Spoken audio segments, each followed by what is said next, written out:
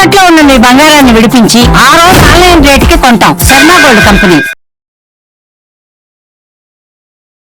అందరికీ నమస్కారం. నా పేరు మాధురి. ఈ రోజు మనతో పాటు ఉన్నారు బ్రహ్మశ్రీ తిరుపతి మూర్తి అవధాని గారు. నమస్కారం గురువు గారు. ఓం శ్రీ మహాగణాధిపతయే నమః. గురువు గారు, మనం ఎంత ఎదుగుతున్నా కూడా మన వెనకబట్టి మన గురించి ఏడుస్తున్న వాళ్ళు చాలా మంది ఉంటారండి. మనకు అంటారు కదా, నరుడి దృష్టికి నల్లరాత కూడా పగిలిపోతుందని చెప్పేసి. అదేవిధంగా ఇంట్లో ఉన్నది అలాగే మన ఒంట్లో ఉన్నది ఆ నెగిటివ్ పోవాలి అంటే ఏం చేయాలంటారు? ఇందులో ఒక ప్లస్ ఒక మైనస్ రెండు ఉంది. మనం ఎదుగుతున్నాము అని మనకు తెలియాలంటే, మన వెనకాల మనకు శత్రువులు తయారవుతున్నారంటే మనం ఎదుగుతున్నామని ముందు మనం గ్రహించుకోవాలి. అది ఒక ప్లస్. మైనస్ ఆ ఎదుగుదలని మనం కాపాడుకోవాలి. అంటే వీళ్ళు ఎప్పుడైతే కనుక మనం ఎదుగుతూ ఉంటామో, ఇందాక మీకు ఒక వీడియోలో చెప్పా, ఇప్పుడు నా అనేటువంటి వ్యక్తిని టార్గెట్ చేసి ఏ రకంగా ఎవరికి తోచినట్టుగా వాళ్ళు మీరు ఛానల్లో కనిపిస్తే ఊరుకోమని చెప్పి రకరకాలుగా ఎవరు చేయగలిగింది వాళ్ళు చేస్తూనే వచ్చారు. ఎంత అన్పాపులర్ చేయాలో కామెంట్ రూపంలో మిమ్మల్ని చేస్తూనే ఉంటాం మేము. అంటే నేను ఛానల్లో కనిపించడం మానేసే వరకు అనే ప్రయత్నాలు జరుగుతున్నాయి. మంచిది, నువ్వు చేసేది నువ్వు చేయి, నేను చేయగలిగింది నేను చేసుకుంటా. నీకు చేతనైంది అది ఒక్కటే కదా. అంటే ఒక మనిషిని పైశాచికంగా బాధ పెట్టి ఏడిపించడం నీకు చేతనైంది. నువ్వు ఏమన్నప్పటికీ కూడా నవ్వుతూ తీసుకోవడం, ముందుకెళ్తే నాకు చేతనైంది. ఆ రకంగా నువ్వు ఏడవలసిందే తప్ప నేనేం చేస్తున్నావు భయపడట్లేదని చెప్పి నేను ఎందుకు భయపడాలి? అంటే తనను తాను కాపాడుకుంటూ ఎవరేమంటున్నప్పటికీ కూడా నేను వినట్లేదయ్యా అన్నారా ఏమో, నేనైతే ఒకటే మాట అంటాను. మీరు అన్నారు కదా, అంటే మామూలుగా అంటే మీరు ఎట్లా అంటే మీ గురించి ఎవరు చెప్పారండి, ఎట్లా చెప్పారా? ఓకే, విన్నావా? విన్నా, అది నిజమే. అది నేను అంటే ఇప్పుడు నా గురించి మీకు ఎవరో చెప్పారు, ఆ విషయం నా దగ్గరకు వచ్చి చెప్పారు, నాకేం చెప్పొద్దు. మీ గురించి ఒక మాట చెప్పారండి, నాకేం చెప్పొద్దు. నువ్వు విన్నావు కదా, విన్నది నిజమే. నువ్వు నాకు చెప్పాల్సిన అవసరం లేదు, నేను ఈ తీరుకున్నా నేను లేను. నువ్వు ఎవరికైనా 10 మందికి చెప్పుకుంటే చెప్పుకో, అందులో ఇంకా కొన్ని విషయాలు యాడ్ చేసి కూడా చెప్పుకో. అంతే. ఆ స్థితికి రావాలండి మనిషి. చాలా కష్టం అండి ఆ స్థితికి రావాలంటే. ఆ స్థితికి రాకపోతే మనిషి పతనమైపోతాడు, మానసికంగా చచ్చిపోతాడు మనిషి. ఆ మానసికంగా చనిపోయి చివరికి ఆత్మహత్య చేసుకుంటాడు. అంటే వీళ్ళు అనేటువంటి మాటలు మైండ్లో తిరుగుతూ ఉంటాయి. అసలు మనం పట్టించుకోకూడదు కదండి. ముందు ఒకటి నిన్ను నువ్వు కంట్రోల్ చేసుకోలేకపోతున్నావు, ఇంకొక మనిషికి నువ్వేం చెప్తావు? నిన్ను నువ్వు కంట్రోల్ చేసుకోవడం మొదలుపెట్టావు. నిన్ను నువ్వు కంట్రోల్ చేసుకోవడం అంటే ఏంటి? ఎవ్వడేం మాట్లాడినా నిన్ను కాదు అనుకుంటే అయిపోయి నన్ను అనుకుంటే కదండి. అంటే సో వాళ్ళు అన్న మాటకి నువ్వు బాధపడుతున్నావు అంటే నీలో విజ్ఞత రాలా, ఇంకా నువ్వే ఒక స్థితిలో లేవు. ఇంకా నిన్ను నువ్వే నిలబెట్టుకునే స్టేజ్ అయినప్పుడు వేరేకి ఏం చెప్తావు నువ్వు అసలు కదా. సో నిన్ను నువ్వు ముందు కంట్రోల్ చేసుకో. అన్నారా ఓకే మంచిది, అండ్ మీ గురించి ఇలా అన్నారా ఓకే మంచిది, నిజమేనయ్యా, నువ్వు 10 మందికి చెప్పుకోపో. అంతే. అప్పుడు మనల్ని మనం నిలబెట్టుకునే వాళ్ళం అవుతాం అమ్మ, ఎవరు ఎన్ని మాట్లాడినప్పటికీ కూడా. కానీ ఇటువంటి వాటిలోంచి మనం బయటపడకపోతే ఏదో ఒకరోజు మాత్రం రబ్బర్ బ్యాండ్ వదిలితే దెబ్బ తగిలినట్టుగా తగులుతుంది. అలా తగలకుండా ఉండాలంటే కొన్ని ప్రత్యామ్నాయ మార్గాలు ఉంటూ ఉంటాయి. వీళ్ళు ఊసిపోకల్లాగా విపరీతంగా వస్తారమ్మా వీళ్ళు, ఈ ఏడ్చేటువంటి వాళ్ళు. మన చుట్టూత ఎవరైతే ప్రయాణం చేస్తూ ఉంటారో ఆ ప్రయాణం చేసే వాళ్ళందరికీ కూడా మన మీదే నెగిటివ్ చెప్తూ ఒక్కొక్కరిని దూరం చేస్తూ ఉంటారు. మనం బాధపడద్దు. ఓకే, ఈ ప్రయాణం ఇక్కడి వరకే వాళ్ళతోటి. అంటే సో ఇంతకాలం మనతో జర్నీ చేసి ఎవరో ఒక మాట చెప్పగానే మన నుంచి వాళ్ళు విడిపోయారు అంటే వాళ్ళు మనతో ధర్మంగా ప్రయాణం చేయలేదు. ధర్మ మార్గం ధర్మగుణం వాళ్ళలో లేదు. చెప్పుడు మాట్లాడేటువంటి గుణం వాళ్ళలో ఉంది. కాబట్టి వాళ్ళు ఇక్కడతో మనకు దూరం వెళ్ళిపోతే మనకు మంచిది. ఇక్కడి నుంచి మన జీవితం చాలా బాగుందేమో, అప్పుడు అటువంటి వాళ్ళతో మన సంబంధం లేకుండా ఉంటాంగా అని నిన్ను నువ్వు కంట్రోల్ చేసుకో ముందు.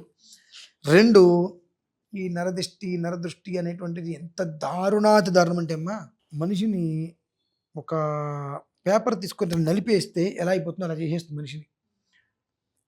హాస్పిటల్కి వెళ్తారు, ఎన్నో చెక్ చేయించుకుంటారు, అంతా బాగానే ఉందండి అంటారు. కానీ అతను పడే బాధ, కొంతమంది నెగిటివ్ ఎనర్జీ అవన్నీ వచ్చినప్పుడు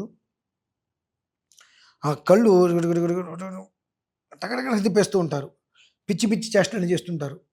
మళ్ళీ అందులోంచి బయటికి రాగానే వాళ్ళకి ఏమవుతుంది వాళ్ళకి అర్థం కాదు, చాలా మామూలుగా ఏం జరగనట్టుగానే ఉంటుంటారు. ఇవి కొన్ని ఇబ్బందులు చాలా వస్తుంటాయి. ఇటువంటివి జరగటము, అలాగే ఇందులో ఇంకొక ప్లస్ చక్రవర్తిత్వ యోగం అంటే ఏంటంటే రాజకీయ పరంగా కావచ్చు, ఇంకోటి పరంగా కావచ్చు, అడుగు ముందుకు వెయ్యాలి, ఇంకా ఈ తిరుగులేని స్టేజ్కి వెళ్ళాలి, అక్కడ మనం ఆగుతున్నాం అనేటువంటి స్థితి ఉండి వీటిలన్నిటి నుంచి జరిగేటువంటి ప్రతి ఒక్క అపజయం నుంచి పూర్తిగా జయం వైపు నడవాలి. మనకు ఏదైతే నీలాపనిందలు మన మీద ఇష్టం వచ్చినట్టు మాట్లాడుతున్నారో అవన్నీ పూర్తిగా మనకు కనపడకుండా వినపడకుండా ఏం మాట్లాడినప్పటికీ కూడా మన దారి మనం వెళ్ళిపోతూ మన జీవితాన్ని ఏదైతే కనుక గమ్యం అనేటువంటిది నిర్ణయించుకున్నామో ఆ గమ్యాన్ని చేరాలి, శత్రుకృతంగా దుస్తంతర దురుపద్రవాలు అనేటువంటివి తగలకుండా ఉండాలి అనుకున్నప్పుడు ఒకటి దానికి ఒక రక్షణ తిలకం ఒకటి ఉంటుందమ్మా. 2 ఆ రక్షణ తిలకం మీద 10,000 రెట్లు బలం. ఏంటిది? నల్ల పసుపు. ఆ నల్ల పసుపు అనేటువంటిది మన దగ్గర ఉంది అంటే మనతో ఎవరైనా కొట్లాడటానికి వస్తే అతని శక్తి మనకు లాగేస్తుంది. అది ఇప్పుడు మీరున్నారు, మీ దగ్గర నల్ల పసుపు ఉంది, నాకు ఏదో మీ మీద కోపం వచ్చింది, మీ మీద ఏదో దాడి చేద్దామని మాట్లాడదామని వస్తున్నా, నేను శక్తిహీనుని అయిపోతా. ఆ నల్ల పసుపు ఏం చేస్తుందంటే నాలో ఉన్నటువంటి శక్తిని మొత్తం మీకు ఇచ్చేస్తుంది, నన్ను శక్తిహీనుని చేస్తుంది. నా దగ్గర బలం లేనప్పుడు నేను మిమ్మల్ని ఏమి ఎదుర్కొంటా? ఆ స్థితికి తీసుకుంది ఎదుటి మనిషిని. 4 విధానాల్లో ఉంటుంది నల్ల పసుపు. అది మనకి ఎలా దొరుకుతుంది? అదే అంటున్నాను, 4 విధానాల్లో ఉంటుంది. 3 విధానాలు ఏదో నార్మల్ దొరికిస్తుంటాయి. మొట్టమొదటిది అనేటువంటిది మనం ప్రయత్నం చేస్తే 3 నెలలు 3.5 నెలల తర్వాత దొరికితే దొరికినట్టేనమ్మా. ఖర్చు అంతే ఉంటుంది, అది దానికి దొరకడం కూడా కష్టసాధ్యము. అది మీకు ఆఫీసుల్లో ఇంకు మనకు వేలిముద్ర వేయిస్తారు చూసారా, నీలిమందులాగా వస్తుంది చూసారా, ఈ యొక్క నల్ల పసుపు అనేటువంటి దాన్ని, అది పొడి కాదమ్మా, పసుపు, పచ్చి పసుపు కొమ్ములాగా ఉంటుంది. ఓకే, అది నల్లగా ఉంటుంది. అది ఆ పసుపు కొమ్ములాగా ఉంటుంది ఒకటి. దాన్ని పైన చెక్కు తీసో ముక్క వేరే చేసో ఇలా వేలు అతికిస్తే బ్లూ అయిపోతుంది వేలంతా. ఆ ముక్క కట్ చేసి ఒక వైట్ పేపర్ మీద అది అలా గట్టిగా నొక్కితే 30-40 పేజీల కిందకి ఆ మచ్చ అతుక్కుపోతుంది వితిన్ 1-1.5 సెకండ్స్లో. అది ఒరిజినల్ది. 42 పేపర్ల గంటిందా తిరుగులేదు. కనీసం 32 పేపర్లు కదా అంత కలిగితే అది గొప్పదమ్మ. అటువంటిది మనం తెచ్చుకొని మన ఇంట్లో దాన్ని పెట్టుకోగలిగిన, మనం ఎటు వెళ్తున్నా మన దగ్గర అది ఉండాలి. హ్యాండ్ బ్యాగ్లో ఉండాలి. మన చుట్టూతో కూడా ఎప్పుడు ఒక వైబ్రేషన్ లాగా మన దగ్గరికి నెగిటివ్ అనేటువంటిది రానియకుండా, ఏ నిమ్మకాయ దొక్కండి, దెబ్బకాయ దొక్కండి, గుమ్మడికాయ దొక్కండి, దిష్టి తీసి పడేస్తారు కదా, కావాలి ఒక తొక్కేసి వెళ్ళినా సరే దాని యొక్క ప్రభావం మన జోలికి రానిది. నల్ల పసుపు అంత వాల్యూ ఉంది. అలానే రాజకీయ నాయకుల దగ్గర కొంతమంది దగ్గర ఉంటుందమ్మా ఇది. అంటే అన్ఎక్స్పెక్టెడ్గా ఏ కారణము లేకుండా ఏదో ఒక రకంగా ఒక వ్యాపారం మొదలుపెట్టి ఒక స్థాయికి పైకి వెళ్ళిపోతారు. అటువంటి వాళ్ళకి అవి లభ్యమవుతాయి. రాజకీయంలో అడుగు వేసి సంవత్సరం కూడా కాకుండా చాలా పెద్ద పొజిషన్కి వెళ్ళిపోతారు. అది వస్తే అట్లా వాళ్ళ మనిషిని అది మార్చేస్తుంది. అది కష్టం, అది దొరకడం కూడా కష్టమేండి. చెప్పాక 3-3.5 నెలలు దానికోసం శ్రమించాలి. శ్రమిస్తే దొరుకుతుంది, మన అదృష్టం బాగుంటాయి. అలా ఇంకా ఇంట్లో ఆ నెగిటివ్ ఉన్నప్పుడు దాన్ని ఎలా మనము పోగొట్టుకోవాలంటారు గురు? అదే అది మీరు ఇంట్లో ఆ మొక్క తెచ్చుకున్నప్పుడు, ఇంట్లో ఉన్నప్పుడు అది మీతో ఇంట్లోనే ఉంటుంది కదా. బయటికి వెళ్ళినప్పుడు కూడా ఎప్పుడు కూడా దృష్టి పెట్టుకోండి, ఇంటి యజమాని బట్టి ఇల్లు ఉంటుంది. మీరు చక్కగా ఉంటే మీ ఇల్లు ఎప్పుడు చక్కగానే ఉంటుంది. మీకు ఏదైనా లేదంటే నాకు ఏదైనా నెగిటివ్ లాంటిది ఏదైనా వస్తే అది మన చుట్టూ దగ్గర మన ఇంట్లో ఉన్నప్పుడు అది కూడా ఇంటికి చుట్టూ ఉంటుంది కదా. సో అది మన దగ్గర ఉన్నప్పుడు మనం ఇంట్లో ఉన్నా బయట ఉన్నా మనకి ఎలాంటి అనర్థం జరగదుగా. ఆ ఒక వైబ్రేషన్ ఎప్పుడు మీరు ఎక్కడికి వెళ్ళినా రాత్రికి ఇంటికి వచ్చేస్తున్నారు, అది ఎప్పుడు వైబ్రేషన్ కాపాడుతూనే ఉంటుంది. లేదండి అనుకుంటే చిన్న ముక్కలు 2 తెప్పించుకుంటే ఒకటి మీ దగ్గర ఒకటి ఇంట్లో ఉంటుంది.